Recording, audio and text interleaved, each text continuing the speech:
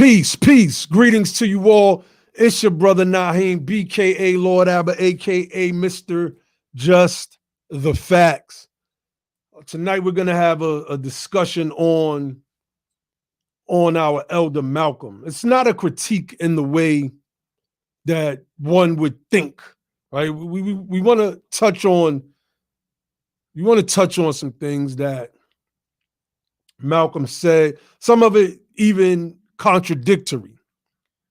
And we want to give a little brief breakdown into that and why it is necessary for us to move away from a particular type of thinking. John Henrik Clarke, one of the great Afrocentric scholars, once said that it is the duty of the scholars that will come after him to stand or sit upon his shoulders and the shoulders of the scholars of that day so that they can carry on the work. Basically, they will be able to correct a lot of the errors that were made in the early scholarship. This is what we have to do politically. It's one of the things that we have to do politically. So, family, hit the like button as y'all come in. Share this out to the family. We're going to have a discussion tonight. I see some people in the building, Mind Right TV. Sister Brianna, FF80OS now, peace, sis. Corey, the ADOS vegan is in the building. Peace to the mods. Jawad Joseph starts off with an interesting comment. He said more like, what went wrong with King? American Lady, ADOS in Chicago. How is everyone? Shout out to American Lady. Shout out to ADOS Chicago and to all of the different branches of ADOS all over the U.S. that's putting in that work. I salute. I salute y'all. I think my bros is going to join me tonight. I think Logic is coming on in a few. But peace, Sister Shayna. Let's get the likes up, fam, as y'all come in. Again, share the video out. We're going to touch on some things pertaining to our brother Malcolm. And we're going to dig into the psychology of Malcolm X's form of Black nationalism and how it being rhetoric based never really produced what we wanted it to produce outside of the Black Panther Party.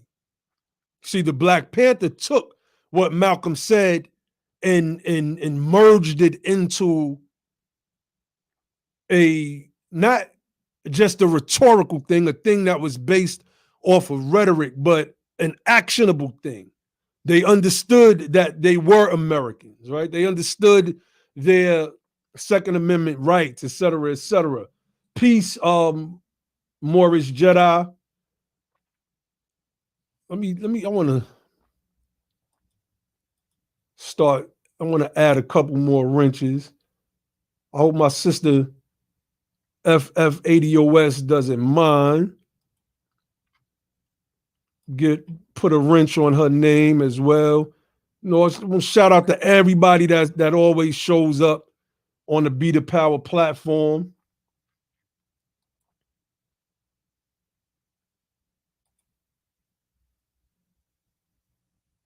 Peace, brother Brian Smith, Majestic DeAndre. Peace, peace, peace to all the fam. Peace, more love.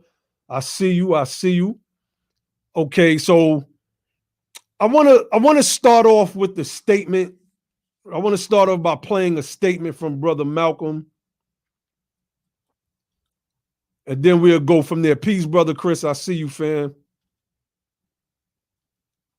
I want to start off with the statement by our good brother Malcolm, and then we'll go from there.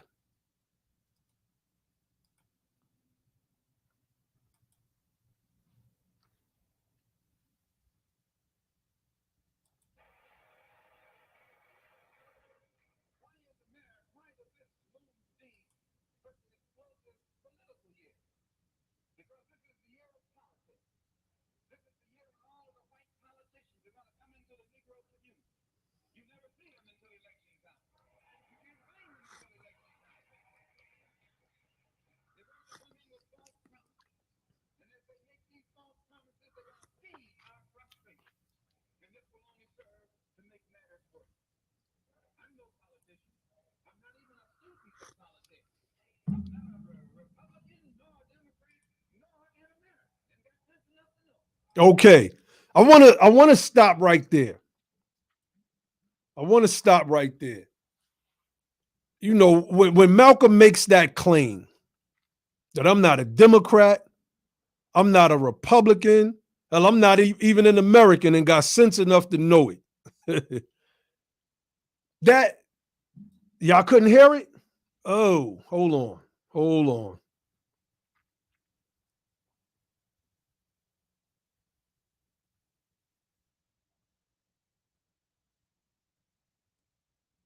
Hold on, fam.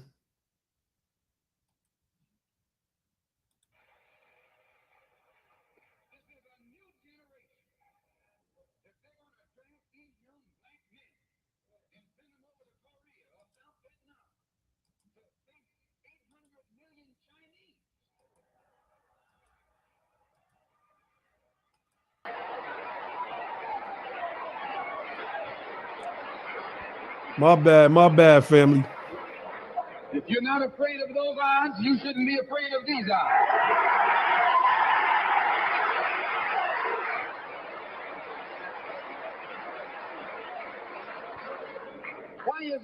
Why does this loom to be such an explosive political year? Because this is the year of politics.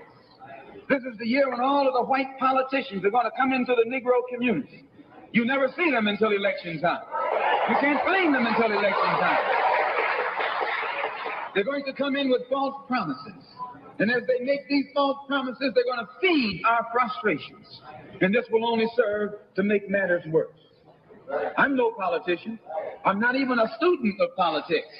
I'm not a Republican, nor a Democrat, nor an American, and got sense enough to know. All right, I want to stop it right there. I want to stop it there because that is the issue, right? Where Malcolm says I'm not a Democrat or a Republican. Well, I agree with that. I'm not a Democrat or a Republican either. He says, but I'm not an American and got sense enough to know it. We, you know, it's easy to do a proverbial armchair quarterbacking in retrospect, right? It's easy for us to take the knowledge and the accumulated wisdom that we have now in the year of 2020. A lot of it coming from these great elders like Malcolm and Elijah, Khalid, Noble Drew Ali, Father Divine, Father Hurley. I mean, it's a lot of them. There were a lot of our people who stood up and took the mantle of a leader here in the United States of America. And for those of us that have the wherewithal to do our own due diligence on Americanism and our role as citizens in this country and when our citizenship began, because we speak about that on the Be the Power platform. You know, we've had several discussions about when our citizenship actually becomes active in the United States of America. Well, then, you know, it's easy for us to go back and just critique a thing, right? So that's why I want to preface and frame when I say critique is not necessarily to Malcolm. It is to the thought process that Malcolm had in the 60s that still lingers in many of our people today. You know, Metro Customer said he was an American, and that's a fact. That's a fact. The things that he's talking about is Americanism, you know, and I want to read some of what he said in this particular speech. He said, so this government has failed us. The government itself has failed us. And the white liberals who have been posing as our friends have failed us. Now, this is what's going on right now. He said, and once we see that all of these other sources to which we've turned have failed, we stop turning to them and turn to ourselves. We need a self-help program, a do-it-yourself philosophy, a do-it-right-now philosophy, it's already too late philosophy. This is what you and I need to get with. And the only way we're going to solve our problem is with the self-help program. Before we can get a self-help program started, we have to have a self-help philosophy. Black nationalism is a self-help philosophy. Now, I have my issues there because Malcolm, coming out of the Nation of Islam at this time, he's no longer a member. He understands what's called do for selferism. So in his mind, he sees the success of Elijah Muhammad and the Nation of Islam, and he's trying to figure out a way to turn that into something political. The issue is he's calling it Black nationalism. In defining Black nationalism is difficult depending on who you speak with about what Black nationalism entails. Malcolm's anti-citizen, I'm an American sentiment gives us an idea of what his Black nationalism entails. So when he says we need a do-it-yourself philosophy, what we can understand in those words in 2020 is that we need a political philosophy, one where we are leading the party. This is what I get out of what Malcolm was trying to say back in those days. He spoke to second-class citizenship. He said they don't have second-class citizenship in any other government on this earth. They just have slaves and people who are free. Well, this country is a hypocrite. They try and make you think they set you free by calling you a second-class citizen. No, you're nothing but a 20th century slave. Now, peace, fam that's coming in. Peace, North. I see you, Miss Battle. Peace, Brother Marcus. Peace, Barn Dog D. You know, so I understand what Malcolm means by second-class citizenship. However, there's no law in the United States of America that ever designated us since this country's inception as second-class citizenship or second-class citizens, excuse me, even if you point to the Dred Scott decision. If you read the dissent, as we've done here on this platform, of Justice Curtis and Justice McLean, they do unequivocally, without doubt, prove that our people were in fact citizens from day one. We were day one citizens. This is just a fact. When you look at oppressive states' policies and states' laws, that was the issue. But we get an understanding of what Malcolm was saying in the 60s about the liberal left being the fox and the fascist right-winger being the wolf. We didn't pick those lessons up. A lot of people like to point to the civil rights era, and for whatever reason, they only see Martin Luther King Jr. And some people will claim that they are carrying on that legacy. And I'm not opposed to anyone saying that they're carrying on Dr. King's legacy. But the civil rights era was a whole movement. It was a movement. And that movement included Brother Malcolm. It included the Nation of Islam. It included SNCC. It included CORE. It included a lot of different groups that we really don't hear about. In this speech, you hear Malcolm naming some people who are centripetal to that movement. They are its nexus. Martin Luther King Jr. just gets the shouts because he's a famous figure among our people. Shout out Sister Riri, I see you. BTP Mars is in the building. So in the beginning, Islam brother El Mahib, I see you. The brother Jawad Joseph said, what went wrong with King? I want to answer that question in light of Malcolm X and the rest of the movement that was the civil rights movement of the 70s. Of the 60s. Because when MLK and Martin died, we got to understand both of them, it was both of their passing that stopped progress. Both of them. Progress itself just stopped when they died, right? We're not seeing a surge of civil rights era style movements until today. So let me answer the question of Jawad Joseph. I believe I'm saying your name correctly. Peace, everybody that's just joining in. I mention this all the time because it is a way that I like to process thoughts. It is a way that I like to process agreements and disagreements. And it is called the Hegelian dialectic. And the Hegelian dialectic, as for those of you familiar with the channel, you hear me touch on this often. And the Hegelian dialectic is thesis, antithesis, and synthesis. What was wrong with Dr. King is what was wrong with Malcolm and what was wrong with every other civil rights organization at that time.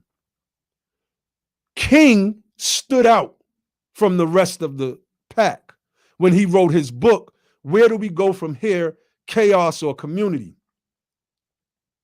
In this book, he employs the Hegelian dialectic. He says, if we would but use the old Hegelian dialectic, we would find that a lot of our problems would be solved. I'll paraphrase, of course. So what Malcolm did in that book, what Martin, MLK did in that book, Where Do We Go From Here, Chaos or Community, Malcolm didn't have a chance to do because Malcolm was murdered, right? But King laid out his thesis. He critiqued, although he gave the Black Muslim props in the book, he critiqued the Black Muslim. He critiqued Stokely Carmichael. He critiqued those groups at that time that was screaming Black power as a rallying cry to take up arms. He critiqued them. The problem was there was never an intellectual critique back to where do we go from here, chaos or community? Because I can sit here in 2020 and find what I would call the antithesis within the works of Dr. King. But I'm in 2020, and I guess it's easy for me to armchair quarterback. That was the only problem with King, but it was the problem with all of them at that time. We cannot make the same mistake. We cannot make the same mistake in today's day and time because there are people out there that want to be, ahead of the pack. They want to be the big eyes and they want to relegate people to little you. See, what we do at Be the Power is authentic. It's genuine. It's the namesake of the platform. We are urging you to become the power. That's what we're urging. And we've laid out how this process takes place. Becoming politically active, having an understanding of what Malcolm called, in this particular speech, the political maturity to understand what's going on in this nation. On the last live stream, we talked about how we need to get to our streets. That's where our votes are at. Malcolm spoke about in this in this particular speech how the whites were evenly divided. Vote, half going to the Republicans, half going to the Democrats, and how they need the quote-unquote Negro vote to put them over.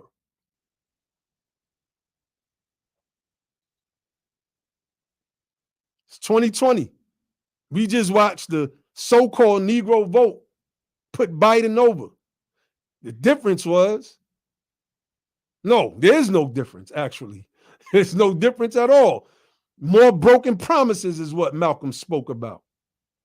More broken promises. So again, this critique is not a critique of Malcolm as to say Malcolm was just wrong.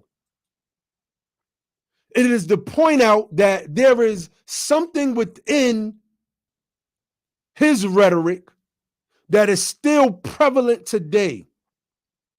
You look at a lot of people that call themselves Black revolutionaries. They disavow voting. They disavow the democratic process. They do not understand politics. They did not follow Malcolm when he spoke about political maturity. You see, political maturity takes a political education.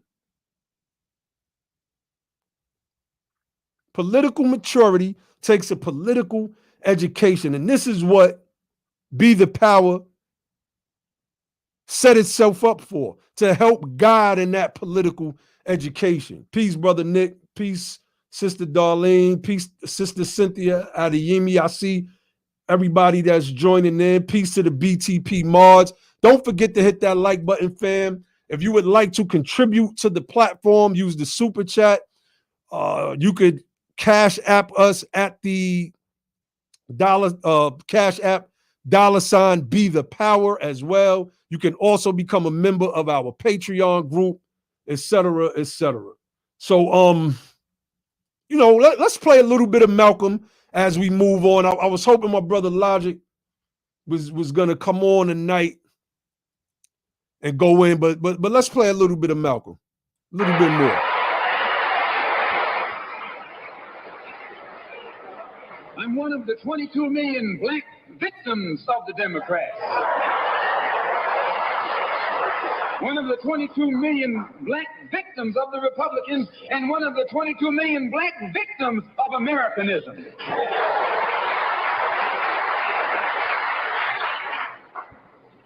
And when I speak, I don't speak as a Democrat or a Republican. I speak as a victim of America's so-called democracy. You and I have never seen democracy. All we've seen is hypocrisy.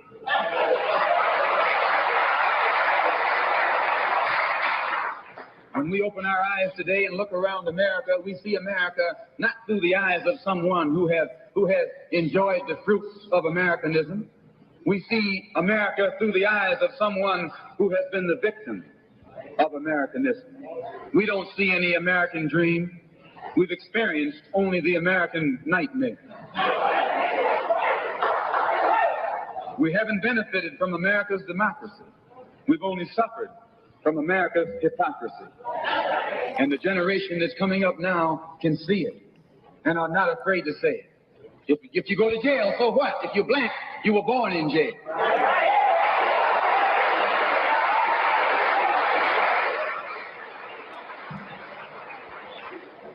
If you black, you were born in jail. In the North as well as the South. Stop talking about the South. Long as you're south of the Canadian border, you're South.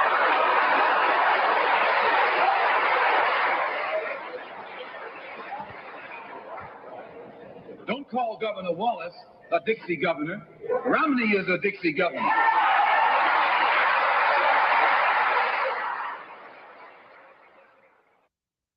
$22 million black victims of Americanism are waking up, and they're gaining a new political consciousness, becoming politically mature. And as they develop this political maturity, they're able to see the recent trends in these political elections. They see that the whites are so evenly divided that every time they vote, the race is so close, they have to go back and count the votes all over again. And which means that any block Any minority that has a block of votes that stick together is in a strategic position. Either way you go, that's who gets it. You're in a position to determine who go to the White House and who stay in the doghouse.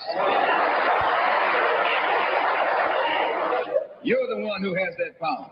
You can keep Johnson in Washington, D.C., or you can send him back to his Texas cotton patch.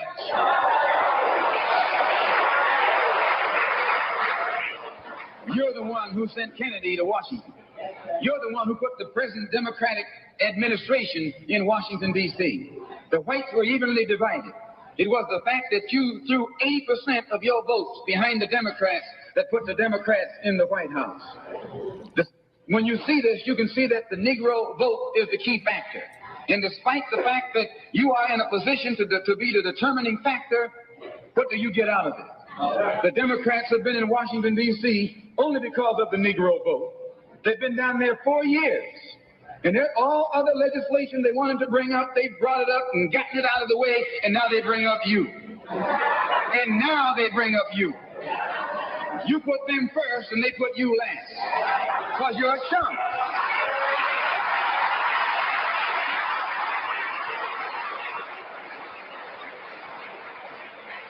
A political chump. All right, let's stop there. You know, it was a lot said right there by our great elder Malcolm. Again, I don't want anybody to get it confused about what we're doing here right now with this stream. This critique is based on the fact that Malcolm was so anti-American that he didn't understand how powerful, I believe, he didn't understand how powerful he was and how he could move people politically. If only he and King could have gotten together on the same page, they would have been powerful. But let's speak to what this man spoke about just now. Because we see the same things going on today. We just put Biden in office and he put us last. His first appointments were a whole bunch of European Americans, white people as they're called here in this country. You sprinkle in a black immigrant here, a token Negro swamp monster there, the guy from out of Louisiana, and it makes it seem like it's okay. You appoint Susan Rice as if she's as if she represents something that we represent politically, and what we're going to get is another 8 years of the Obama administration, another 8 years of being slowly devoured by the fox, that is the left-wing liberal in the United States of America. In the same way that there was a political awakening in those days, there's a political awakening in these days. I thank Donald Trump. I thank Donald Trump. See, those of us who've been on it, we've been on it. We've been on it. We've been on this politics thing. I'm not going to say I was a master with it, but we've been on it. Those that have been following any of my pages for the past couple of years, or listening to my interviews on Sonetta TV going back 6-7 years, I've always spoken about the need for us to become politically active as a people, that no matter what school of thought that we were in, that we came from, we needed to pull our influence together. Our influence in this sense are our resources. I was watching a documentary, Capitalism, a Love Affair, by Michael Moore. I believe that's the name of it. And in that documentary, he had intercepted a letter. I don't know if he intercepted it or it got intercepted and was given to him, but it was between two banking CEOs, I believe it was. And they were speaking about the power of American politics. I'll put that one up right there. They were speaking about the power of the American vote, rather, the American ballot. And these two CEOs, if my memory serves me correctly, basically said that the ballot was worth more than the dollar. The ballot held more weight than the dollar. Then you get to understand why they spend billions and billions in these ads. But we have to become the power in such a way that we capture our own people. This has to be the goal. It has to be. We want to expand and put in enough work so that we are doing interviews on the Breakfast Club, that we can confront Joy Reid face to face on MSNBC and what's her name, Serene Mitchell, if I'm saying that correctly, aka Digital Sister, so that we can confront the people that we feel are holding us back. We could confront Angela Rye. In order to do that properly, we have to be in those rooms, in those spaces, making people uncomfortable. Let's go back to what Malcolm said. He said, when you see this, you can see that the Negro vote is the key factor. This still stands true today. We proved it. He said, and despite the fact that you are in a position to be the determining factor, what do you get out of it? The Democrats have been in Washington, D.C. only because of the Negro vote.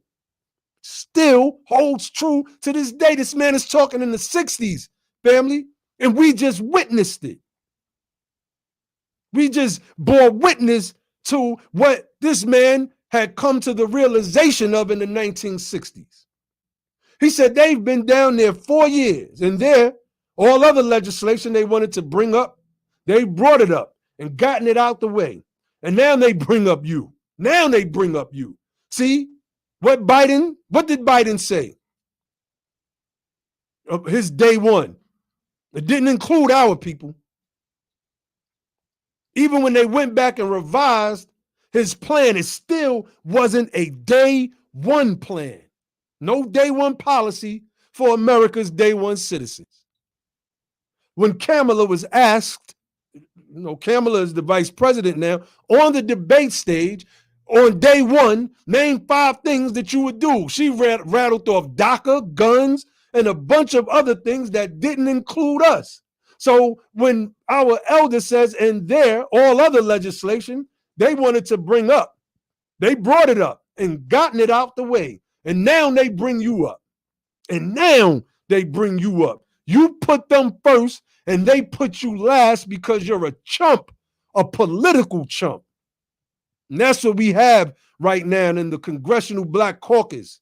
We have a bunch of political chumps. That's what we have in a lot of the activists, these so-called civil rights leaders that were on the call with Biden. A bunch of political chumps, shoe shiners. That's what they are. These are people that are throwback relics of the 60s style sellout Negro. And we have to keep it official, family. This is what we're faced with today.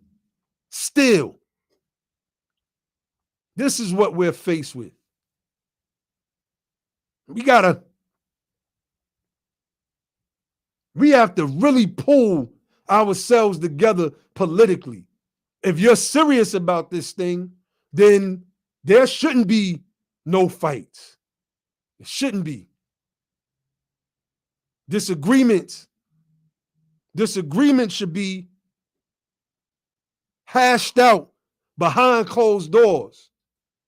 Disagreements should be hashed out via phone call or a Zoom conference. We live in a different world now. Had Malcolm and Martin been able to get on the same page, who knows where we would be today as a political bloc and a political unit as the descendants of slaves in the United States of America. Who knows? Who knows? We have to move in the mindset of forming effective leadership and spreading out from that center. It is the only way we win. We all know the economic numbers.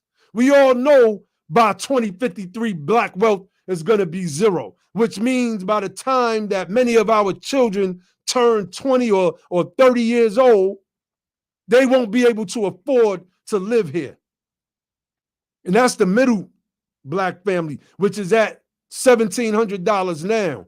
And who knows where it's at now that COVID has struck and black businesses have taken the largest hit, the most severe hit, only received 5% of the allocated money in the last package,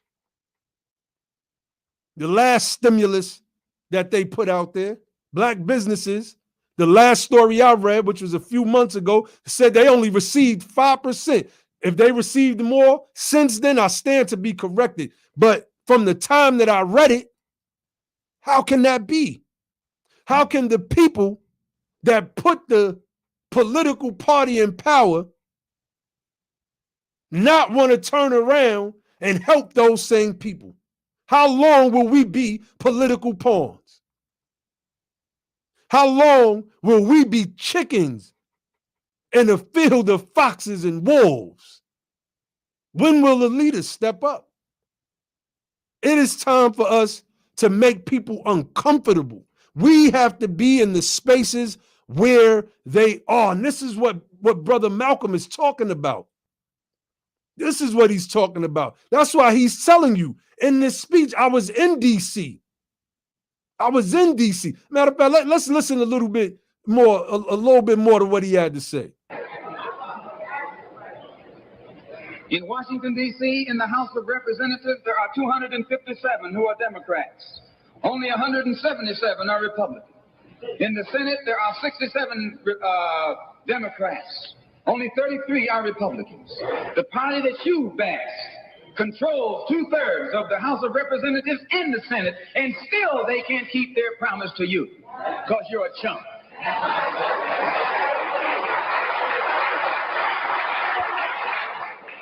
Anytime you throw your weight behind a political party that controls 2/3 of the government, and that party can't keep the promise that it made to you during election time, and you're dumb enough to walk around continuing to identify yourself with that party, you're not only a chump, but you're a traitor to your race.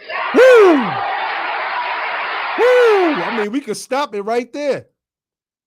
Barack Obama, his first 2 years as president, the Democrats controlled everything. The Democrats controlled everything.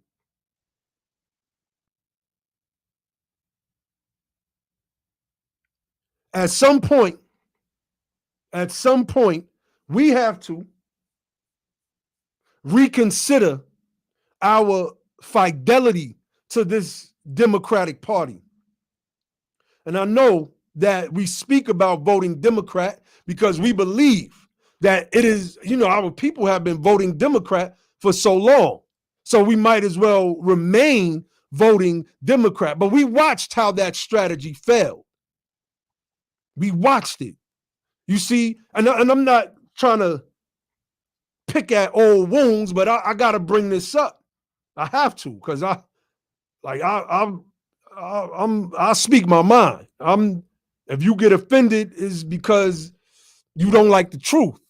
But this is what the beef was about with Sister Tamara and Raphael Warnock. So, and when I say Sister Tamara, I mean Tamara Johnson Shirley, that was running for the U.S. Senate out of the state of Georgia. Warnock, a cookie cutter Democrat, stands on no policies that are beneficial to our people. None. Zero.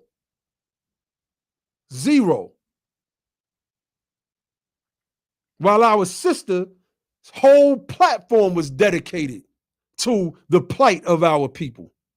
Everything in Warnock's policy, prescriptions, was basically the same rising tides lifts all boats rhetoric that we heard coming from Barack Obama, that we heard coming from Biden in his berating of those politicians and civil rights leaders on that Zoom conference call that got leaked.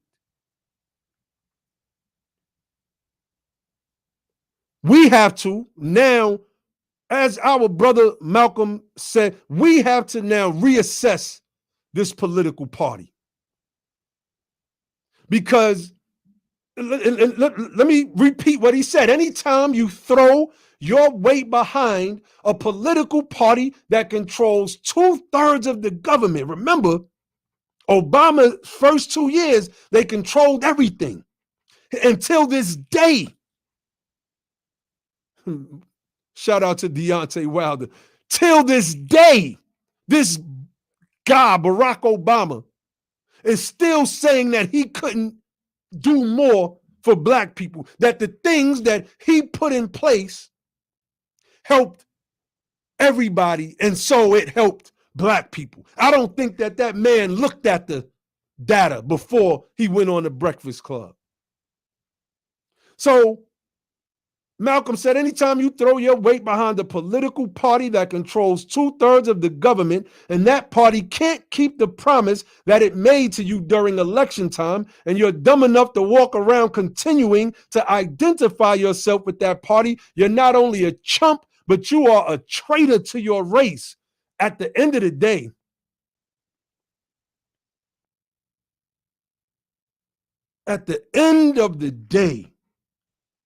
what are we doing with this Democratic Party?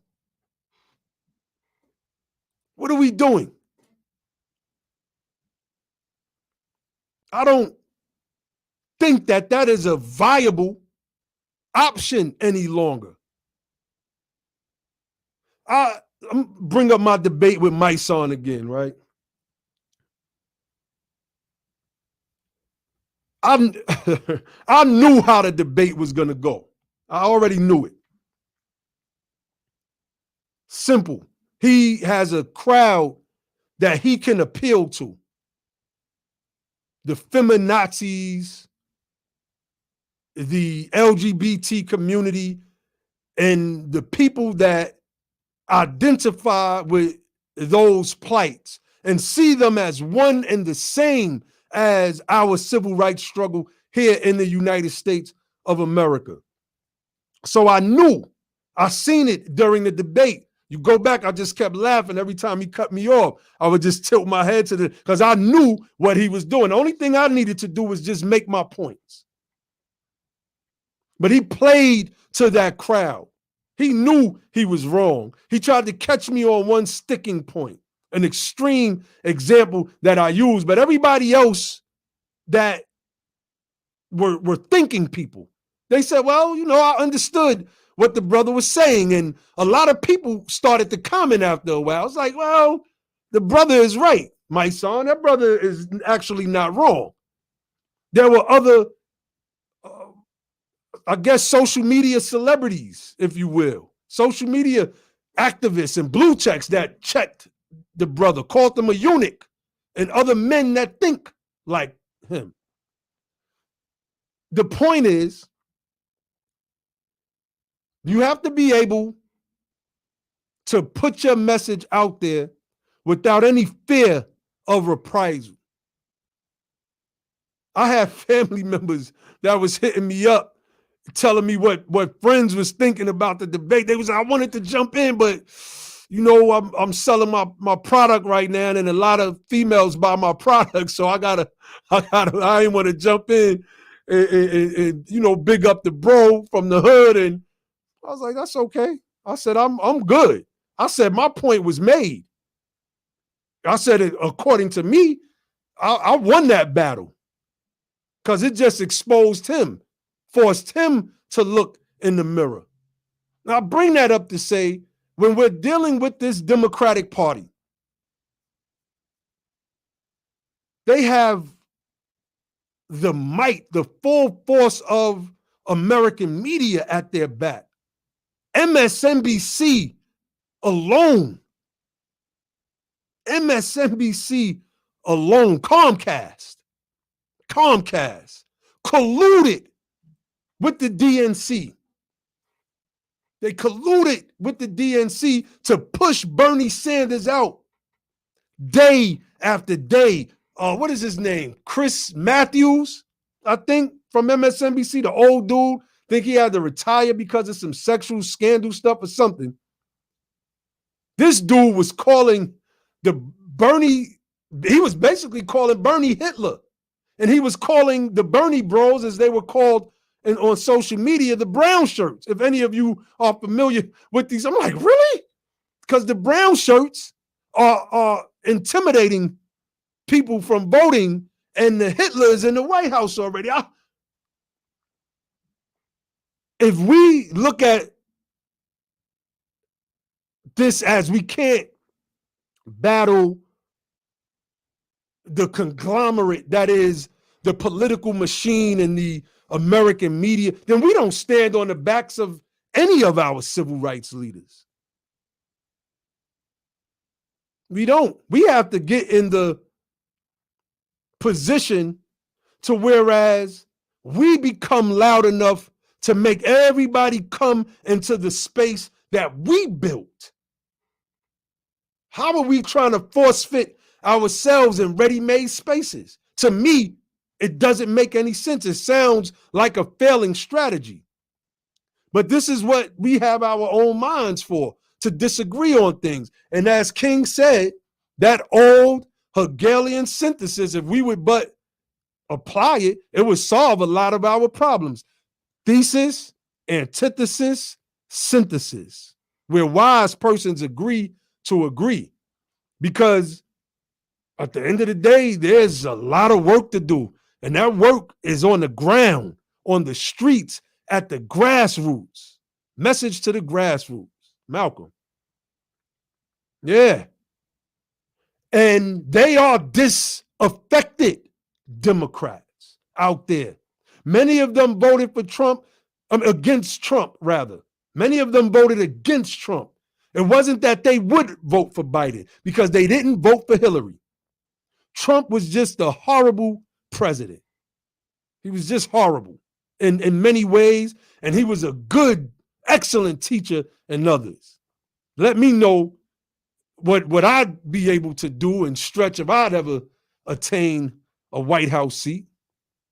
I know that. That I learned from Trump. I learned nothing from Obama other than how to appease corporatists and the oligarchy. That's it. Make more white people rich. But from Trump, I learned a lot. I think we all have. We were fascinated with his form of governance. We'd be lying if we say that we weren't. We'd be lying. Well, let me speak for myself. I'd be lying if I said that I wasn't. We have to reconsider. Not only do we have to reconsider our fidelity to the Democratic Party, we have to reconsider our strategy as we move forward. You see, the Black Panthers, they were a synthesis of Malcolm and Martin in many ways. They were political and militant. It is the thing that is missing today.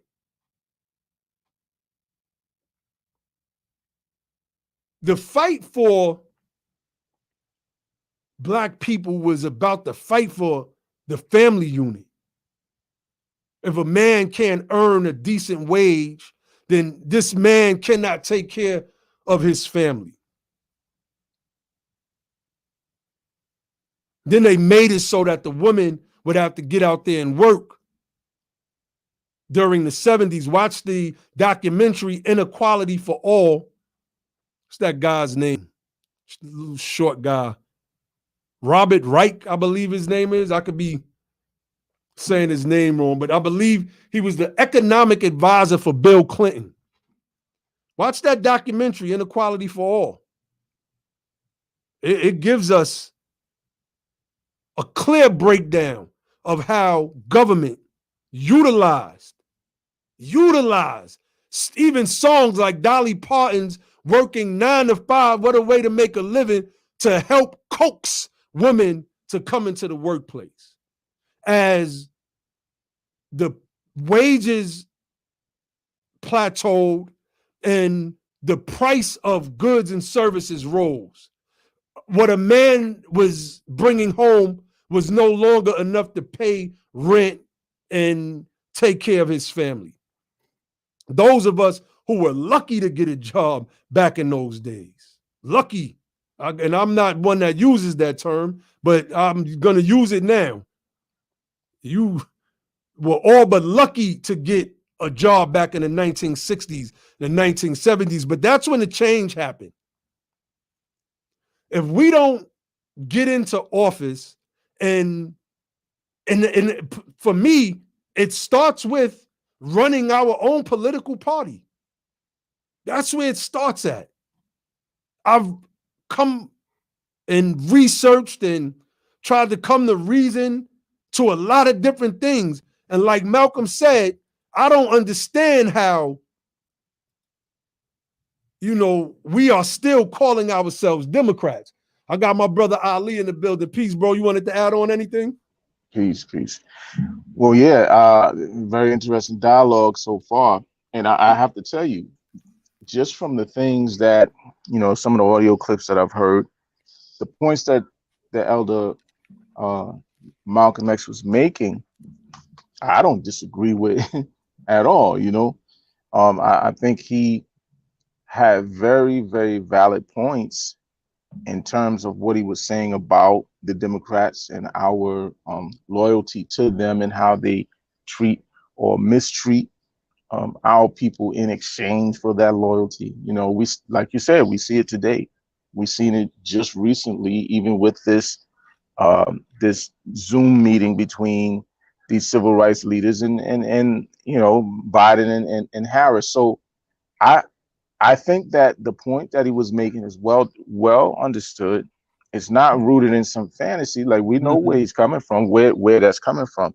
But in terms of in terms of what I think he quote unquote got wrong or what have you, is really rooted in the teachings of the Nation of Islam in terms of the whole idea of being apolitical, which translates into we don't need the quote unquote white man, which really means we don't need anything from the government, which really means we're going to bootstrap and do for self, and we're going to change our things, our condition in this country ourselves.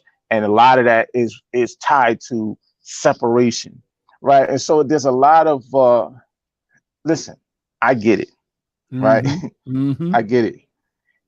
But to me, what's wrong about that is, number one, to root that in separation. It means that either one, you're going to take possession of a large enough territory of the United States in order to sustain your tribe of people here, 40-something million people, whatever it is.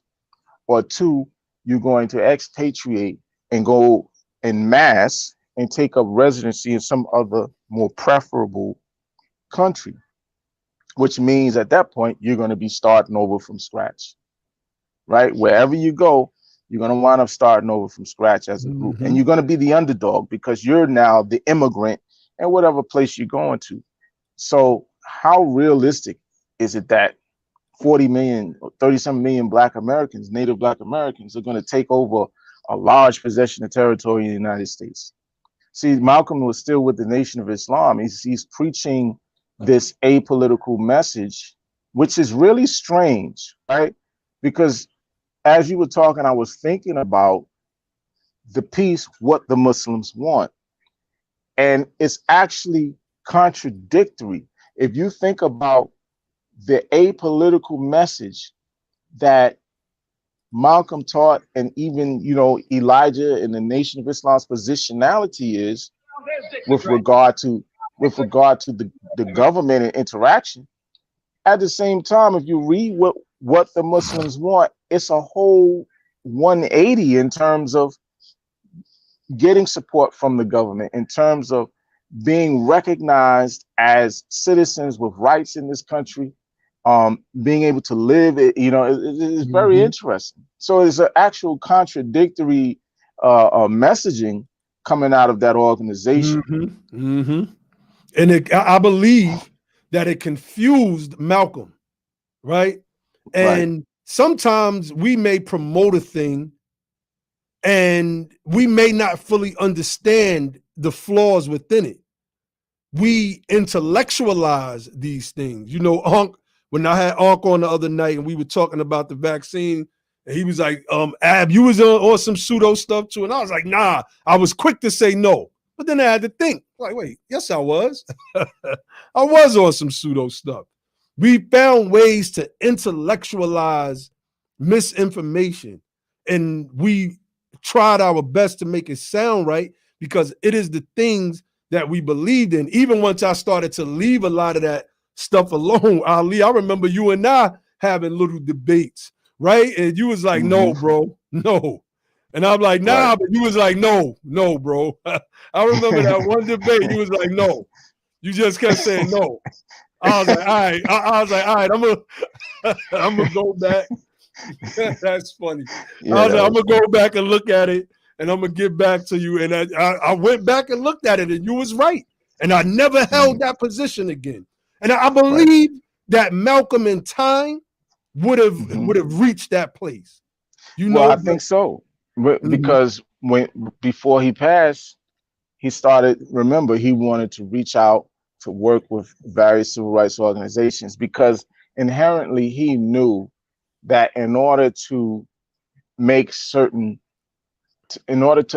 certain progress, you're going to have to engage in a certain kind of way. And he knew that, he knew that. But so obviously there's a conflicting, like you say, he was conflicted. But towards the end, you saw him begin to shift and move towards, where it needed to go. But I think that in terms of what he missed, and as well as what Martin Luther King and the Southern Christian Leadership Conference and those missed, was actually picked up by the Black Panther Party for self-defense. I think what they did was grab the best of both worlds, if you will, and try to incorporate that into their organization and their movement in terms of being politically educated, civically engaged, community engaged, as well as armed to the T, to the point where it's like, listen, we will protect our community. That's right. By any means necessary. So so they adopted the things that you need from both sides of the coin, if you will. And I think they're the ones who kind of was able to use the Hegelian, you see what I'm saying, and bring it together and bring that's right. Yes, and bring it to the place where it needs to be. That's right. That's right. I mean, and that's what we mean by critique, family. Some people was expecting like they're about to take down Malcolm. It's like, nah, man, but we have the right to critique a thing, just like we have the right to be critiqued on anything. We have the right to critique anything that our leaders have put forth, and whether they are our elders from the 60s, our ancient leaders, leaders of organizations, or today's, or what people would consider leaders today. We have the right to critique them. A critique is not necessarily a damaging thing, a thing that does damage to one's reputation. Only the narcissist fears critique. He or she fears that they look the smartest in the eyes of everybody else, and that if you critique them and you're right, then they're going to have to forcefully admit to themselves and to everybody else that you are right and that they are wrong. And a lot of people are just simply not built that way. They're just not, and we have to come out of that. We can't be right what was happening in the 1960s, where all of these different organizations was going at each other. You had those that was going against King, and many of the ones that were against King, they were aligned with each other, but they still had their own inner beefs going on. Malcolm even speaks about some of this in this particular message to the, not message to the grassroots, Ballad of the Bullet. He's the Big Six and things of that nature. You wanted to add anything else, bro? No, I just I agree with what you're saying, and yeah, it's something that has to happen, and it's a fair thing to do, especially if you're doing it with respect. Like, I respect the man. I think he was genius. Oh, yeah. I think he was genius, and like I said, when I first came on, I don't disagree really with what he was saying and why he was saying what he was saying, right? Because we all know we got sense. We know what he's talking about, right? And we know that he's not lying. He's not making that up.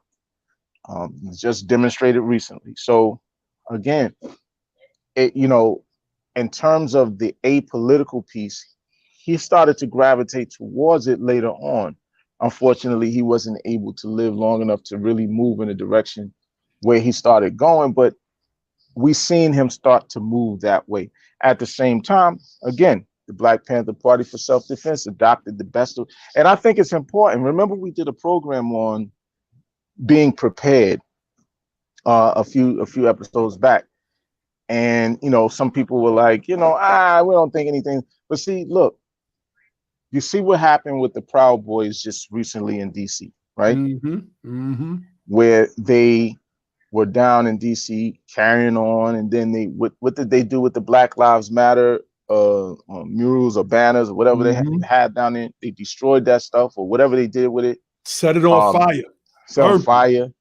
Then you have people like Alex Jones talking about this man, Biden, is going to be removed one way or another. He's going to be removed from office. See, these people, people might not take that stuff seriously, but remember, these are the same folks was talking about kidnapping a sitting governor. I mean, they had the plan laid out. They weren't talking about it. They were setting up to do it, but the FBI intervened. Exactly. Oh man. All right, look. So what if they didn't catch him? No, you're right. You're right. Yeah, go ahead. You're right. All right, we got Rahman Abdullah. He's critiquing BTP. He says he's going at our admin, our BTP admin, and he says, you state the obvious. Your understanding is BS. And Brother Ali is wrong. There was no contradiction. It was always reparations and separation.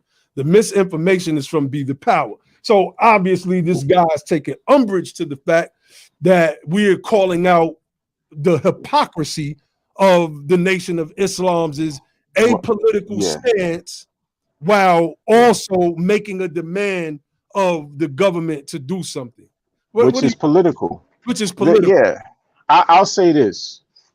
This brother is probably a member of the Nation of Islam or former member or whatever, and has some kind of reverence for Elijah Muhammad, which is fine. Listen, you could disagree if you want. See, once you understand what politics is the science of who gets what. It's the science of who gets what.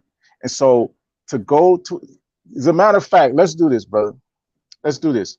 Pull up what the Muslims want. See, because sometimes we have to walk them through this thing because they think that we're making stuff up and let's just pull it up and let's go to the document itself and read the words.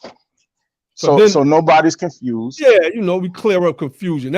We love to do that over here at BTP. We love to clear up confusion, set things straight. I'm going to show, and I want to explain it from the way I see what was written.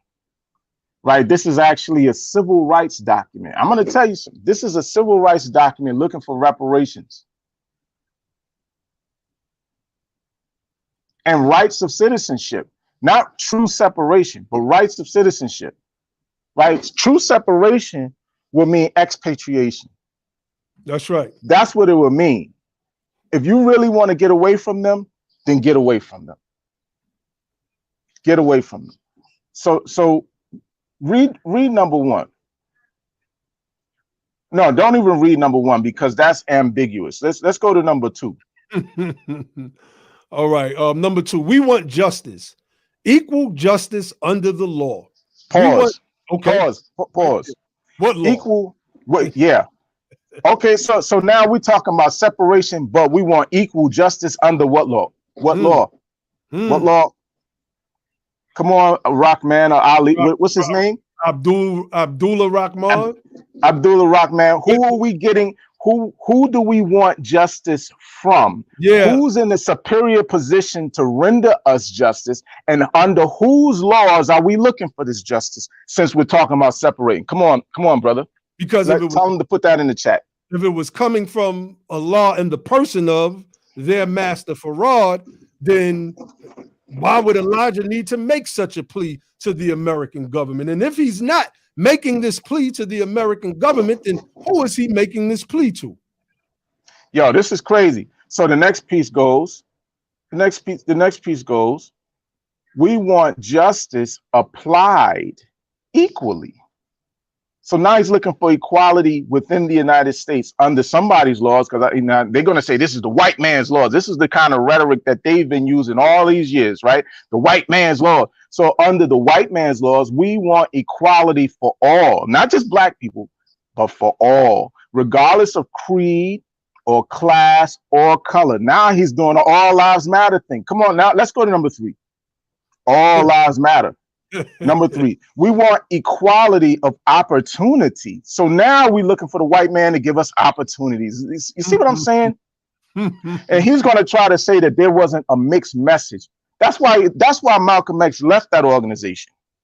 You see, because he's seen the flaws in the stuff that was being taught. Don't get me started, man, because we could take this whole thing apart. We could take that whole thing apart and show every flaw and hypocritical position that man took. Don't think we making this stuff up. It's written right there on the paper. Look at what he said. I'm gonna put it up on the screen. Separation number 4 comes because 1 through 3 was denied. 1 through 3 was not denied. 1 through 3 was not denied. This is his plea to the nation. This is his plea to the nation. Don't even try it. Don't even try it. And again, what he's talking about in terms of separation, he's talking about mainly he wants land here in the United States, fertile land. See, he says it. Well, let's read number 4. Let's read number 4. Let's read, because if what this brother says is true, then if that 1 through 3 was denied, and really what Elijah was pushing then was number 4, which, I mean, there wouldn't have been no need to keep 1 through 3. You would have X'd these out and made number 4 number 1. Right. Rearranged the numbers of the other points and added 3 more. But let's read number 4. And then before you read, and after number 4, we're gonna go to 5 and 6 and the rest of them too to see what else he asked for after the separation. But let's go. Okay, we want our people in America whose parents or grandparents were descendants from slaves, to be allowed to establish a separate state or territory of their own, either on this continent or elsewhere. Pause. So now he's asking a white man to allow him to do something, right? This is the Christ who comes underneath God Almighty, Allah in the person, asking the white man to allow him to do something. But go ahead. Now he needs permission from the white man. But go ahead. Okay.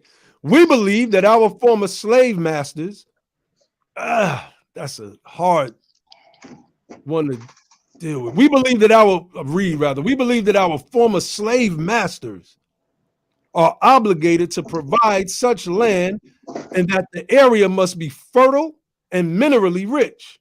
All right, pause. So now the Mr. Do for Self is saying that somebody is obligated to take care of him. Mr. Do for Self himself wants the slave master that he don't want nothing from to now take care of him. Come on, man. Okay, we have a Chevelle X. The X means unknown. Out of Courtney, he says Courtney Muhammad of Utica, New York, would totally shut your podcast down. Truth by truth. Brother Chevelle, do me a favor. Reach out to Brother Courtney. Send him this link. Ask him to reach out to us. We're not hard to find. If you don't know who I am, a lot of people know me as Lord Abba. You can find me on Facebook under the name Naheem, Nyhiem. My brother Ali here, you can find on Facebook under the name Ali Bey. Hit us up. Tell Brother Courtney Muhammad if he can shut us down, we welcome him. See, we grew up in all of this. We're not some Johnny come latelys. It just sounds uncomfortable to you because this is your dogma.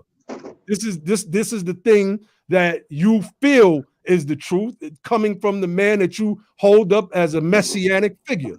But the fact of the matter is that, I mean, he held a contradictory stance in being apolitical, but asking for politicians to do things that only politicians can do. So That's let's right. get back into this. Yeah, let's finish this. We believe that our former slave masters are obligated to maintain and supply our needs in this separate territory for the next 20 to 25 years until we are able to produce and supply our own needs. I mean, that sounds like you're asking this same white man. That don't sound like do for self to me. That don't sound like do for self to me. It doesn't sound that way, because you could have brought the land. All the money Elijah Muhammad had. Elijah Muhammad was a multi-millionaire. He charged his members to eat one meal a day, and the rest of the food money, when we gotta just be honest, went in his pockets. And y'all might not like that critique, but it is what it is. Even Dr. Sebi said it wasn't healthier to eat one meal a day. He said 2 meals a day, eating the right foods would suffice. And Dr. Sebi even questioned some of the things that were on Elijah Muhammad's list of how to eat to live, which sent a lot of members from the Nation of Islam into a tailspin. People don't like critiques. Hey, I follow Noble Drew Ali. I accept all the critiques.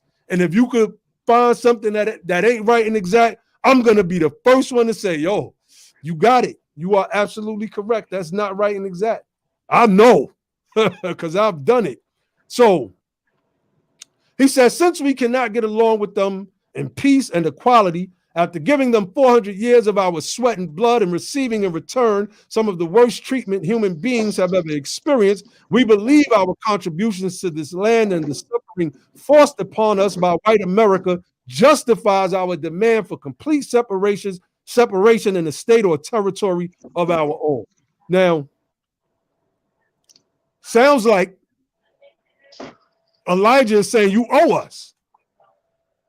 That's what it sounds like to me, after giving them 400 years of our sweat and blood and receiving in return some of the worst treatment human beings have ever experienced. We believe our contributions to this land and the suffering forced upon us by white America justifies our demand for complete separation in a state or territory of our own. This is reparations he's asking for. Mm-hmm. You're asking for reparations is political. That's right. You ask for sustenance of this land, this state, for the next 20 to 25 years. You cannot hold an apolitical stance and make political demands of the government. These people will laugh at you because they know better. They know better. Before we read, let me see. Let's see what Chevelle said. Oh, you're the infamous one. Yeah, I am, actually. I am. Especially in those circles, they know who I am, Lord Abba. So let them know that it's Lord Abba that wants to have this debate. And they might say, never mind, I'm good. Okay, Rahman Abdullah, let's pull up what he says. We still do not have 1 through 3. Bro, you don't have 4 neither. That's why it's you don't have none of it. You don't have any of them. Come on, man. See, that's he said, let's go to the go ahead. Wait, let's read what he said. Do for self means do what you can do for yourself. The NOI doing that and guiding the black nation. Number 4 is reparations. We do have farmland and more. Hey, we don't knock the Nation of Islam for what it has been able to acquire over several decades. We don't knock that. But that's not necessarily a program of doing for selfism. I was taught that a true solution is workable everywhere. A solution that is not workable everywhere, but only workable in 1 or 2 places is no true solution at all. It represents what would be called an outlier. That's what that represents, an anomaly, but it's not universal. So Let's okay. 5. We want freedom for all believers of Islam now held in federal prisons. We want freedom for all believers of Islam now held in federal prisons. Now we want freedom for, we want freedom for all black men and women now under death sentence in innumerable prisons in the North as well as the South. We want every black man and woman to have the freedom to accept or reject being separated from the slave master's children and establish a land of their own. Again, politics. Something that didn't happen. Looking for land set asides. See, Land. he was looking for a land grant from the federal government. That came through political action. Politics is the science of who gets what, period. Right? And that's what he was looking for. That's why he said what the Muslims want. What the Muslims want. Mm-hmm. Because he's pleading it's a plead to the government. It's a plea. Now look at number 6. Number 6 sounds very similar to the whole idea of defund the police, right? It's very police reform. Mm-hmm. Police reform. Mm-hmm. This is civil rights actions that this is a civil rights document. That's basically what it is. Because really he's looking for the rights of citizenship. That's right. How you asking for the rights of citizenship and to be separated at the same time? And to disavow the nation at the same time, to teach that we are not American citizens.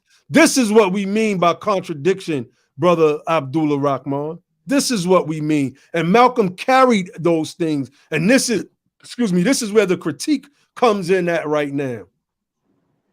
To eliminate that thing that was wrong with Elijah Muhammad's platform. And a lot of people just don't like to hear that their leader or teacher is wrong about a thing and that they hold so near and dear to their hearts. But we can all be wrong about things. Our thing now is to correct the wrong, right? Using Elijah Muhammad's own analogy, where he says about the clean glass of water and the dirty glass of water. He basically said, don't try to clean the dirt out of the dirty glass of water. Don't try to filter it or none of that. Just offer a clean glass of water. That's what this is about. That's what the critiques are about, so that we can get things right. There's things that I've read in Martin Luther King Jr.'s Where Do We Go From Here to Equality that I know is not right and exact, not historically or economically. King spoke to the fact that we had the wealth of small nations contained within the Black community. But we come to find out decades later that this was merely a marketing ploy used by these Europeans to market to us and try to use the science of individualism and self-help teachings to whereas you plug into this society in a way that it's every man for himself and survival of the fittest is the way you get ahead in America, where it took us out of groupthink and put us into this individualism that we see here today. Like all of these things have to be addressed. All of them. Mm-hmm. So let's read number 6. We want an immediate end to the police brutality and mob attacks against the so-called Negro throughout the United States. We believe that the federal government should intercede to see that Black men and women tried in so-called white courts receive justice in accordance with the laws of the land, or allow us to build a new nation for ourselves dedicated to justice, freedom, and liberty. That speaks for itself. Like we don't even, I mean, come on. He's looking for allowances, right? Mm-hmm. The privileges. Basically. Right?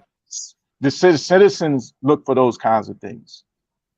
If you ain't a citizen, why are you looking for that? Right? So we're citizens. This is the crazy thing. On one hand, we preach that we're not really citizens, but at the same time, we're looking for the rights and privileges and immunities and allowances of citizenship. So look at number 7. As long as we are not allowed to establish a state or territory of our own.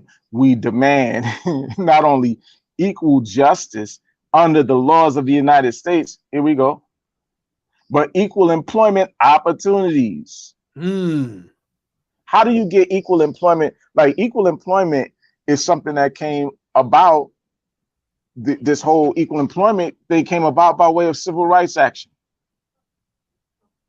That's right. That's right. So this is, let me put this comment up. Did you want to read any of the rest of that, Ali?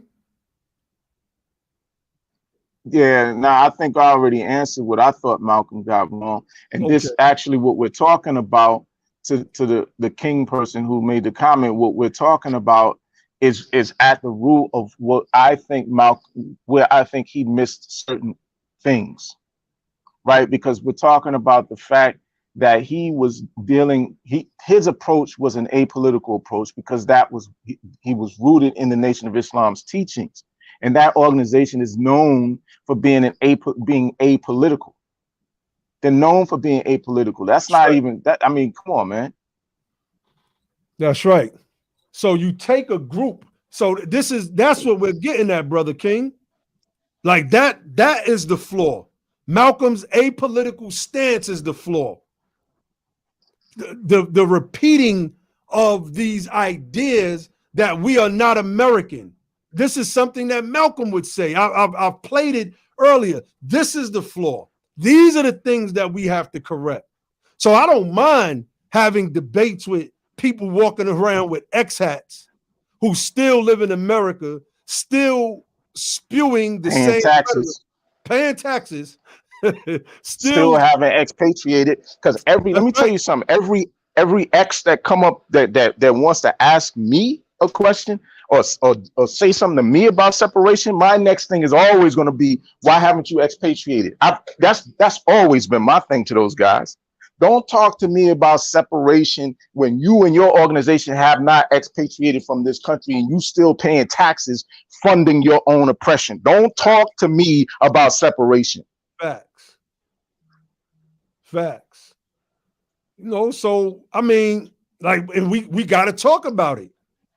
Like, in order for us to form a more perfect coalition, I think I took that from the Declaration of Independence or something like that. To form a more perfect coalition, we're going to have to eliminate things that are not right and exact. Malcolm felt that we shouldn't bring our religion to the table, right?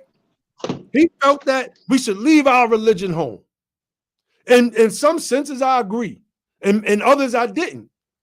A person's religion may be the thing that keeps him or her grounded and not wanting to do some shiesty, grimy stuff. If you're a Christian coming to the table and you have Christian values or practice Christianity, then if it has a value system of brotherhood and fighting against oppression, then that's what you should be bringing to the table. See, Islam has always been that. Islam has always been that. That's why we have our beefs with Elijah as well, and his stance towards Malcolm when they killed killed the brother out there in Los Angeles. Malcolm wanted to turn up, and at that time, had Malcolm been the leader of the Nation of Islam, the order would have been given. Oh no, hit him back. Hit him back. Right. Hit him back. No, we're not going to allow that, because now, and then they would have sent the message, oh, the rabbit got the gun. Exactly.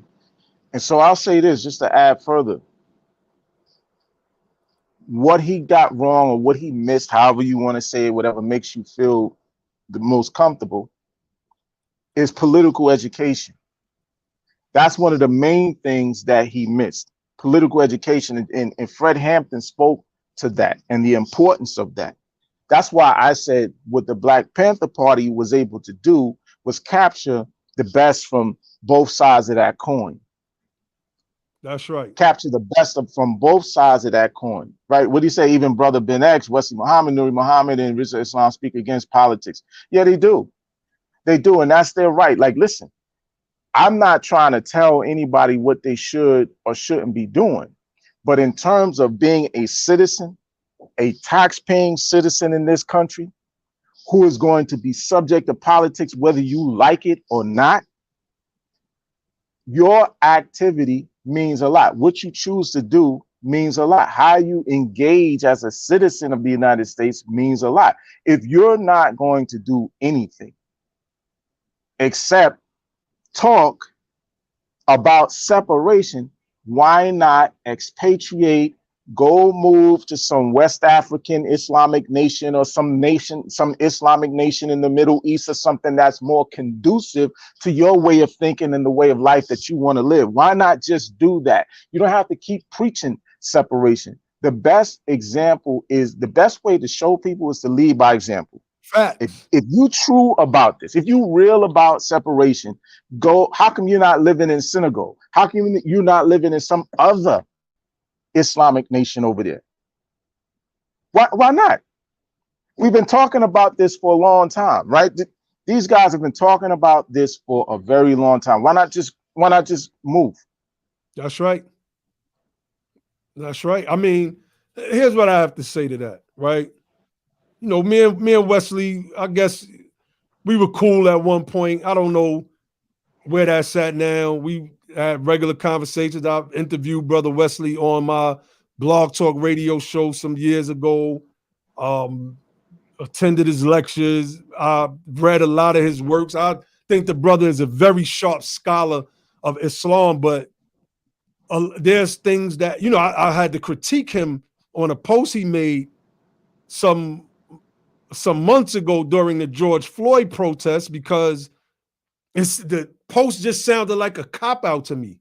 You know, the fruit of Islam, they march around as the warrior caste or class amongst us, but you know, when the protests and all of those different things are going on, you can't make up excuses of why you're not out there.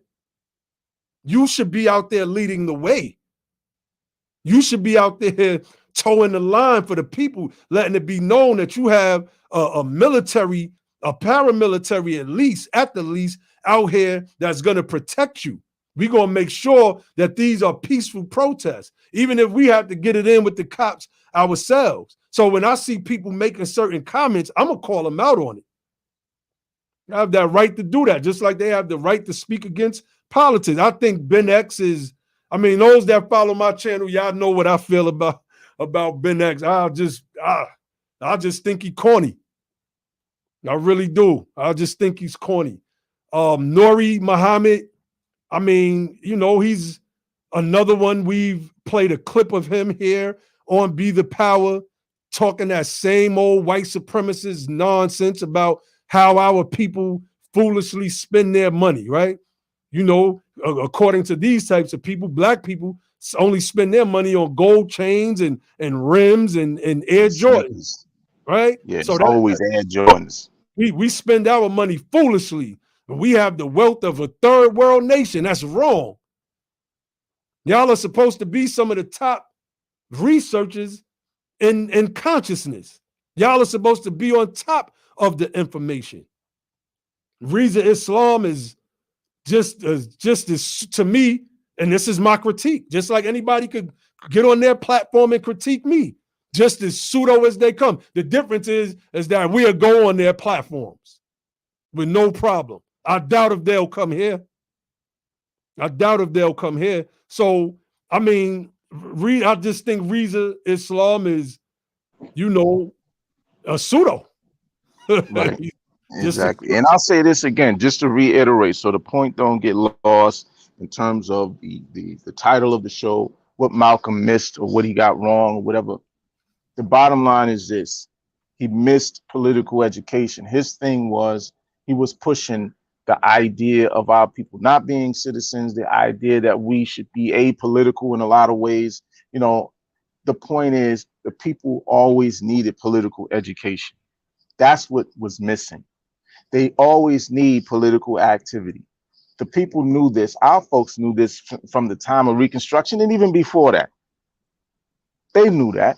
our people were always active. They always knew the stuff that needed to be done. So at the end of the day, that's all. It's a very simple thing. I don't disagree with a whole, like I said in the beginning, I don't disagree with much with any, just almost anything that he said in terms of why he took the position that he did. But the point is, we are in fact citizens of the United States, tax-paying citizens of the United States. And as taxpayers, it is your responsibility to engage properly and in an educated way in the process so that you're doing what you can. Now, when you start talking about doing for self, that's a part of doing for self. You have to do what you can on every front in order to ensure that you can live the best quality of life that you can possibly live while you're citizens and tax-paying citizens of this country. That's all.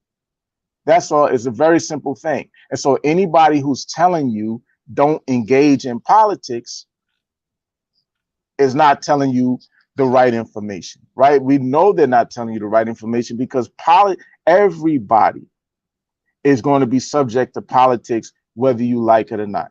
It's like a game. Politics is like a game that nobody can avoid playing. You either going to play or you're going to get played, one way or the other. It doesn't matter.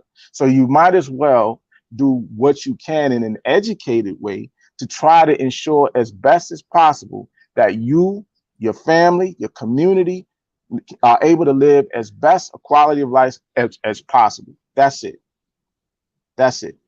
All right, I want to address King's comment real quick. He said Malcolm's politics was internationalism, and Martin came to the same conclusion, which is best demonstrated in his speech in London 1 year to the day before his assassination. Let me say this. You may be correct about Martin's internationalism form of politics, right? Because he always spoke about what was going on in Africa. Malcolm's approach was to attack white supremacy worldwide. It was to attack white supremacy worldwide.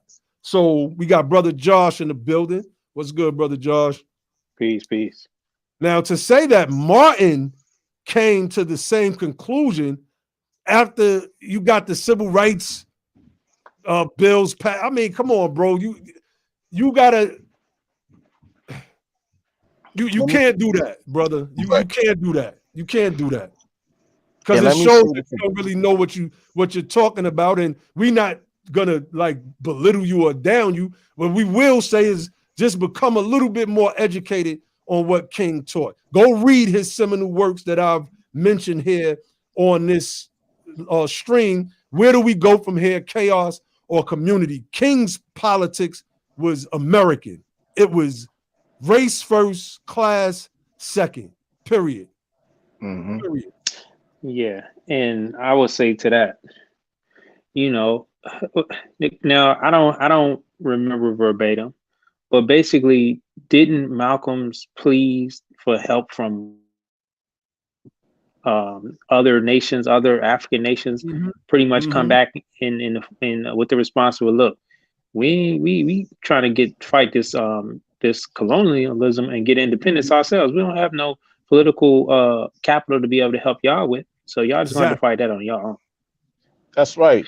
That's what And I was then going. when That's he was talking exactly about, what I was going to say, Josh. You're right.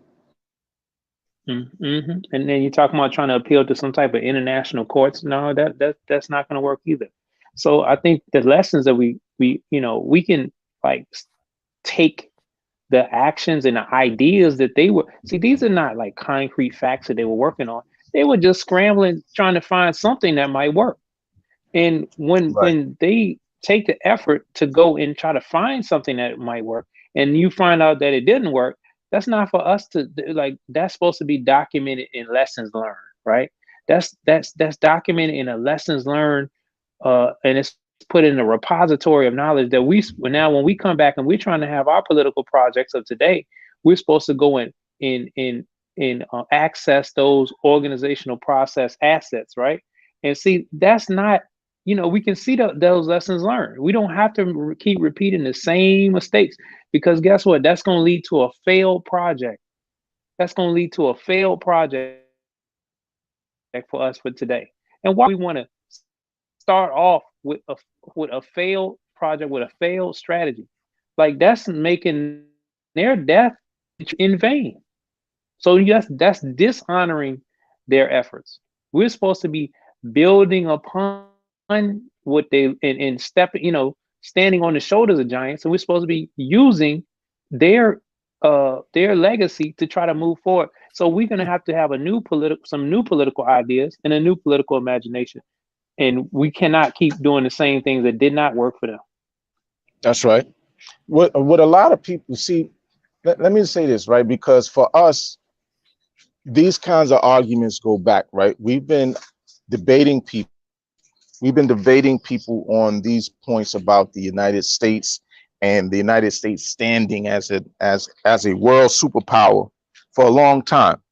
So when Malcolm X was talking about going to the world court and bringing the United States in front of the world court, to me, that was naivete. It was naive because he didn't understand, obviously did not understand that the United States was a sovereign superpower that is not subject to the world court. They don't have to. Let me tell you something. The United States does not have to submit itself to the world court. There's nothing that the International Criminal Court of Justice can do to the United States. Nothing. Nothing. People don't understand that. That's why people when people bring up going to the world court, I'm like, you don't understand. You don't understand. You don't understand what the United States actually is. It is a superpower. The world court can't do anything with the United States. Nothing. The United States will have to submit itself to the jurisdiction of that court. That's right. See, this is something that we've researched years ago. This is not new for me. So you can say I don't know what I'm talking about, but if you actually go and research it, you'll see that the United States, in order for that court to do anything with the United States would have to submit itself to the jurisdiction of that court. It does not have to do it. It doesn't. So when Malcolm starts talking about going in front of the world court, he didn't understand. That's another thing that he missed. He didn't understand the United States is a superpower. Period. Yeah, somebody said brother is mad. He's in the chat. And he said, let me pull up what he said. He said, so how come the NOI has farmland feeding the people and you don't? How come the NOI has an independent school system and you don't? But that doesn't have anything to do because they're failed politics. I say because of failed politics. Wait a minute. Right. Hold on. I'm gonna show him. No, y'all go ahead. Why is it that we don't? But I don't know. But you got black farmers, but that are not members of the NOI. But whatever. I'm saying the point of the matter is us critiquing the NOI's teachings, us critiquing Malcolm X's stance, us critiquing Martin Luther King's stance or the Southern Christian leadership's position on something has nothing to do with anybody's farmland or school system, right? You're making up, like, it's easy to go off into something else and let's create an argument about a whole other thing that doesn't have anything to do with what's being talked about because I really don't have an answer for what they're saying. I don't want to do that. I'm not going to run around all of the thoughts in your head following you, trying to debate everything that you decide to throw up on the screen. I don't care about all of that. The point is specific. There's certain things that he missed. When he talked about going to the International Criminal Court of Justice, he did not understand that the United States as a world superpower does not have to submit itself to the jurisdiction of that court. That's something that you can look up for yourself. I don't care about your teachings. Your religious teachings are your own. That's your personal business. That's your personal business. And whatever farmland that someone owns, that's their personal thing. Has nothing to do with me or anything that I'm talking about right now. Facts. Yeah, I wanted to say on that too. Looking at the Nation of Islam's assets, right? And trying to say, well, how come they have something that we don't? I mean, the whole point, I thought, of a group as significant as that, and it's asking, well, what do the Muslims want? And you talking about basically reparations up in there. That should be for the whole group. I mean, I didn't, so you saying everybody, uh, uh, what they were doing was, and what they were asking for was just for their organization? Or are you saying, Of course it was. yeah, but you see, so that's what we're saying. Like, that's not something to be boasting about. Like, why is it that we have success over here and you don't, or we have something and everybody else doesn't? It's because there was the civil rights movement, so that was the time for everybody to be fighting for group uplift, not organization uplift or personal uplift. So that's not something to be boasted in. Mhm. I guarantee you this. The majority of the black millionaires in this country are not members of the Nation of Islam. I guarantee you this. The handful of black billionaires in the United States are not members of the Nation of Islam. Okay, so at the end of the day, it's come on. There are black farmers. I guarantee you the majority of the black farmers are not members of the Nation of Islam either. Like, we could do that dance. You could play that game. You could play that game. Listen, that's your organization. It didn't have to be. It didn't have to go that way. It didn't have to take. Cause we didn't come here to drag it. Let them do what they do. Yeah, that's not what we were doing. We're not really trying to down like one organization. That's right. Talking about one organization, a few thousand people.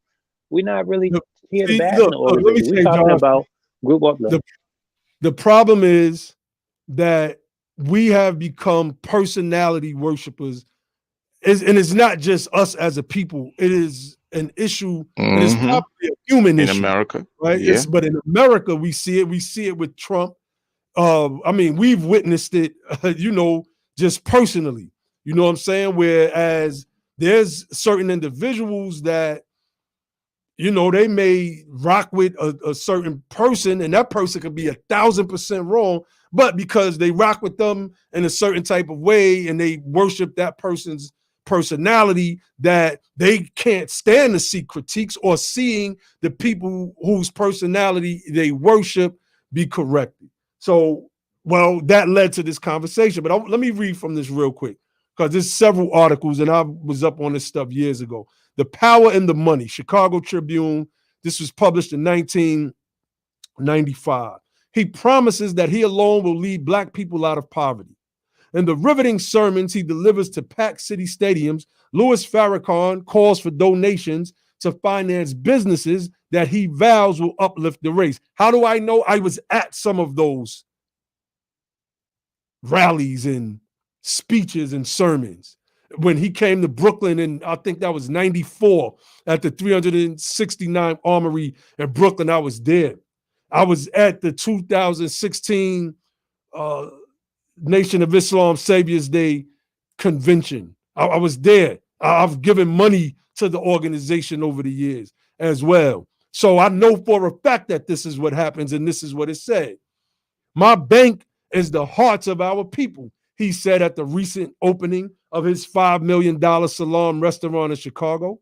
From the charity of some of America's poorest citizens, Farrakhan has built an empire of nonprofit religious corporations and profit-making firms that stretches from Beverly Hills, California to Brownwood, Georgia, and centers on Chicago's South Side. But in its business practices, the Nation of Islam and companies affiliated with it contradict the minister's bright message of integrity and independence and belie Farrakhan's vow that he will lead African Americans to economic power. Nation-affiliated companies are riddled with debt, failure, and allegations of fraud, while Farrakhan, some relatives, and top aides live lavishly. The same exact thing that was going on during the time of Elijah Muhammad. Lived in a mini mansion in Chicago. His house, in today's value, if I'm not mistaken, would have been worth $1 million, if I'm not mistaken. And that's in today's values. Indeed, while Farrakhan accuses whites of exploiting blacks, his business practices show that he ends up exploiting the very people he says he wants to lead out of poverty. Farrakhan, his aides, and family did not respond to more than a dozen requests for interviews and information, but land and court documents, government contracts, corporate records, and interviews show federal tax laws forbid the use of church-owned assets to enrich private companies owned by church officials. But the assets and leadership of the Nation of Islam are, in some cases, thoroughly intermingled with business ventures run by its officers. And it gives a breakdown of Nation of Islam linked companies and the properties and tax delinquencies, et cetera, liens. So if I go back, right, those were the older articles. This is a newer article from 2018. Exclusive. Nation of Islam receiving federal cash to teach its prisoners. So with all of the monies that the Nation of Islam still receives from its members, it still receives cash from the federal government. I have a question. Before you jump into this one. The Salam restaurant, the $5 million Salam restaurant that was funded by the Bank of the People, is that restaurant still open? I don't know. I'm just asking.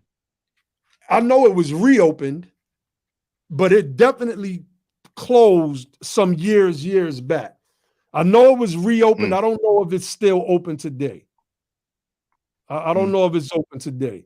So, I mean, look, I'm not going to keep beating this dead horse, but I did want to show the people and the brothers that, none of us are above critique. None of us are above critique. The Nation of they Islam, think they are. Oh yeah, they think they are. No one is. The Nation of Islam and its leaders have received hundreds of thousands of dollars from the U.S. government since 2008 to teach religious study programs for federal prison inmates, according to records reviewed by the Washington Examiner. So, and I'm going to stop it right there. And it goes back to the whole point of this stream, which is the Nation of Islam cannot take an apolitical stance and lead thousands of people, of our people, not to vote, while simultaneously receiving monies from the government. That makes absolutely no sense. It is the same hypocritical stance that my brother Ali pointed out earlier on.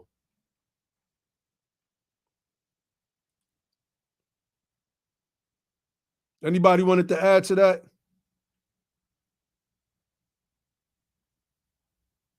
All right, so yeah, I just wanted to say too, we went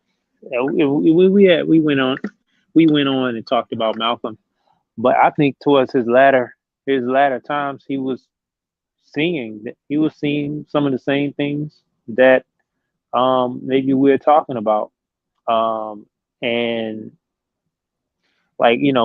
when you have to deal with that, we have to deal with America, our problem in America first. We have to deal with America. That's what our issue. Our issues with America, and our issues are largely political, and they're gonna have to be dealt with. We talk about politics. We talk about the ballot. Now he talked about the bullet too, but he did talk about the ballot. So I think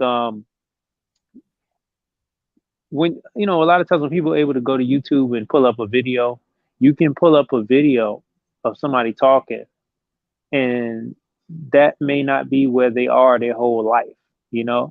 Like, for example, somebody can probably pull up some of your old videos from 2000 and 2010 or 9, and then 20 years from now when we're not really going live, and they think that's what you were about, because that's the one they were feeling. That spoke to the spirit that they were into, and they can repaint you as that, where you were a work in progress constantly. And the sad thing is, the brother didn't get a chance to still make it till today, like some other people did. That he didn't really get a chance to live out his life and to be an old man, and to correct his ways, and more, you know, find, like I said, he was trying to find something that worked. He wasn't able to live long enough to find something that worked. And so unfortunately he passed away. But so we can't just go back and just look at where he was at certain periods of time and thinking that's how we need to operate. No, we need to upgrade our information. We need to upgrade our strategy. Again, that's the lessons learned. That's in the repository of lessons learned of what did not work and what not to do. Now there also within that same repository is some good things. But we just have to know how, like, we have to understand those lessons, you know, and you have to also understand what America you're living in, you know. And so I wish some of those other people who want to cite Malcolm and revere Malcolm also, and you fighting against us advocating for Native Black Americans. I wish you would go watch that one video when he had, who was he talking to? They had pit them, the white people, they pit them against each other. But who was he talking to, y'all? Help me out. On what? On that, when they were talking about, well, the Puerto Ricans and I can't remember who he was talking to, but I know exactly what you're talking about. But let me. Well, they face the same. And he was like, well, no, you can go ahead and wrap your head up and go out. Yeah. No, I want to do something real quick. I want to do this real quick because Rahman Abdullah said, who is writing the article? Because that's another common theme we find, not just with the Nation of Islam, but anybody that follows something. Any critique of that thing, it becomes a question of, well, who's writing the article, right? That person is wrong just because they're writing the article, right? So this is what I want to do.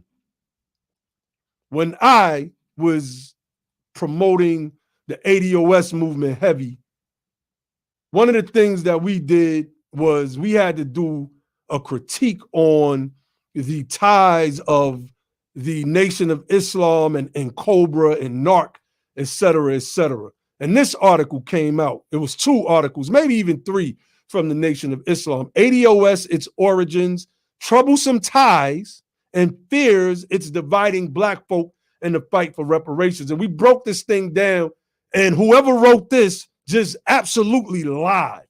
The Nation of Islam, via its paper, The Final Call, did no journalistic research at all. They made up facts.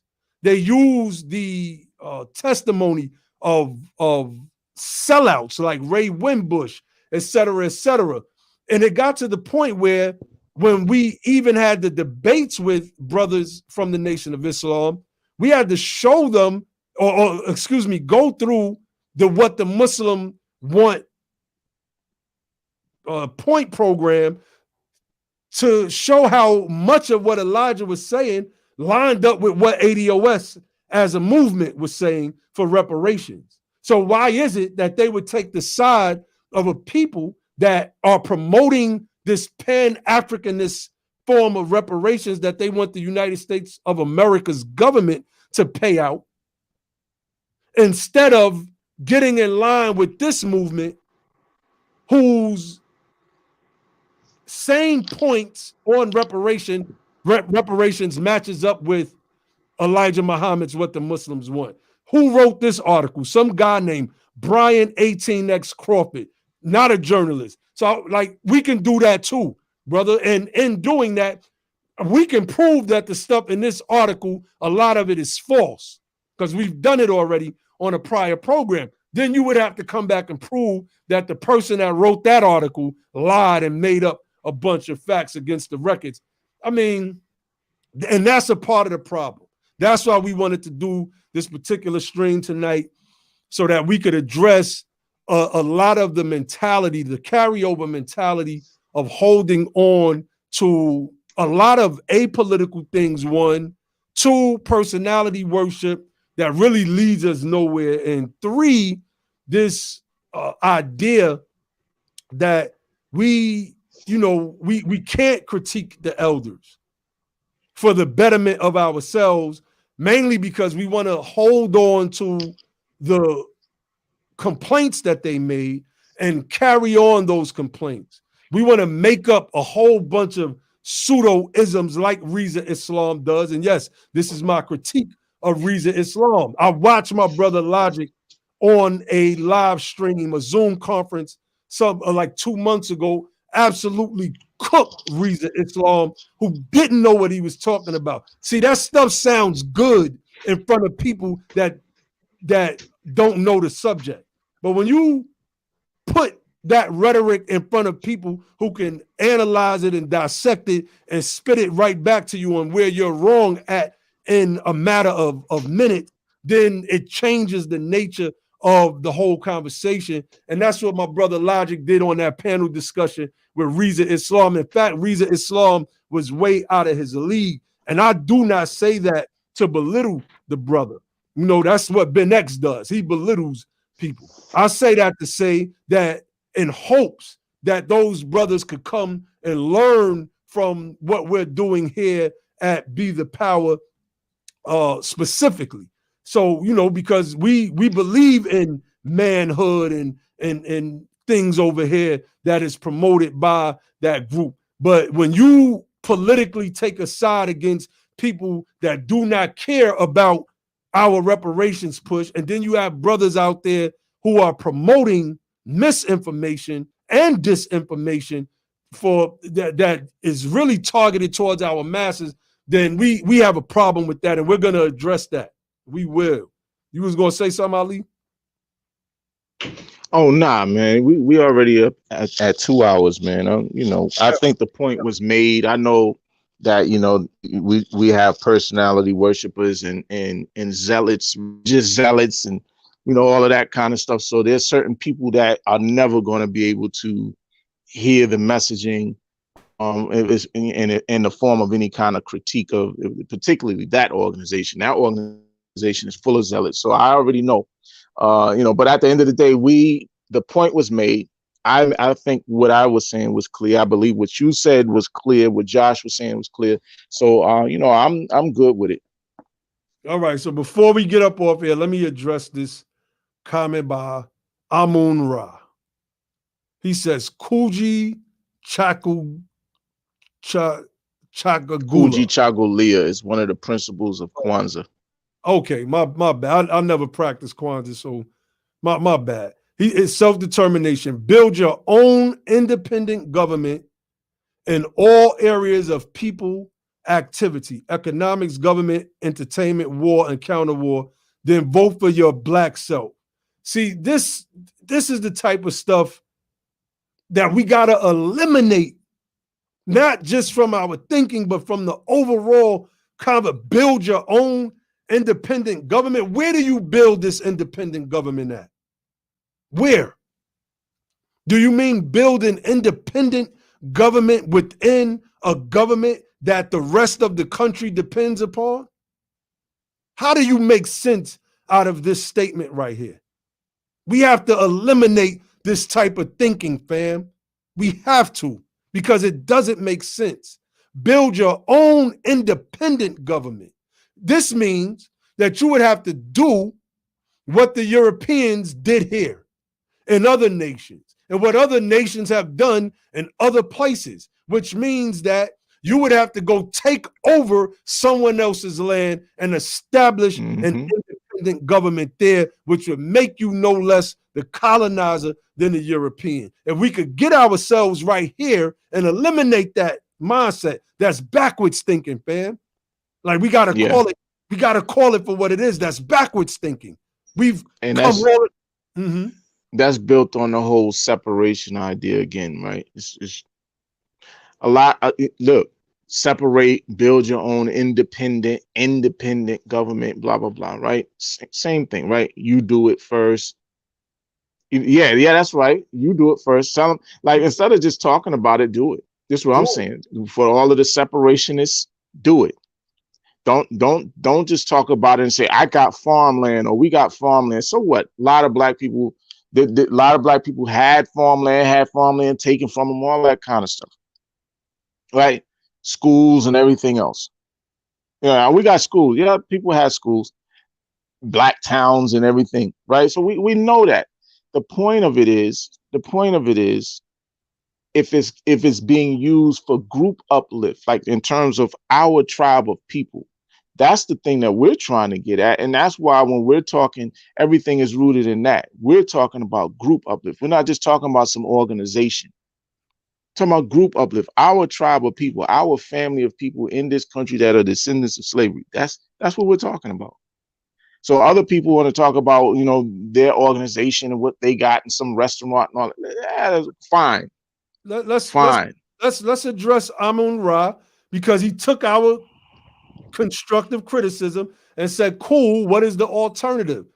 We spoke about that, brother, this whole live stream tonight. Basically, we have several videos on this channel where we're speaking to what is the solution, becoming even tonight I spoke to forming our own political party. Like, these are realistic goals, beloved. These are realistic goals. These are things that we can do. Capture our own people, regardless of their religious or spiritual background. Whether you call yourself Amun-Ra, or whether I call myself Grand Sheikh Way-El or Rahman Abdullah, if we are American citizens, particularly those of us who descend from the institution of American slavery, then we have to come together and understand where the function of power is at in the United States of America. And that is in the halls of Congress. That is in the political, or what is called the political theater of the United States of America. As our brother Logic says, government is the game and politics is how it's played. Everything else that, you know, we're talking about is what we would like to see. That's not a reality. We would like to see a Wakanda where we could dig up vibranium and build a independent city that we could hide from the world for thousands of years, and then prove ourselves to be the most technologically superior people on the planet Earth. But that's a movie, dog. That ain't real. No, right? Yeah. So that's what I mean, brother Amun-Ra. Like, what we can do is right here. Become politically active. Come back. Make sure you watch the live streams from now on. Go look at some of our older live streams and come build with us. It's time for us to build, man. It's time for, I was in that mind state, Amun-Ra.